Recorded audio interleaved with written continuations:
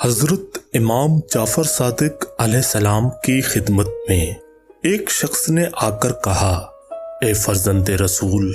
میں نے آج ایک ڈراؤنا خواب دیکھا ہے جس کی وجہ سے میں بہت پریشان ہو گیا ہوں۔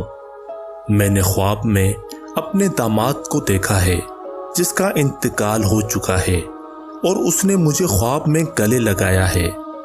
جس سے میں سمجھتا ہوں کہ میری موت کا وقت قریب آ چکا ہے۔ امام جعفر صادق علیہ السلام نے اس شخص کی یہ بات سن کر فرمایا کہ اے شخص، انسان کو ہر وقت موت کا انتظار کرتے رہنا چاہیے، لیکن تمہارے خواب کی یہ تعبیر ہرگز نہیں۔ یاد رکھنا، اگر خواب میں کوئی مردہ کسی شخص کو گلے ملے تو یہ اس کے طول عمر کی علامت ہوتی ہے،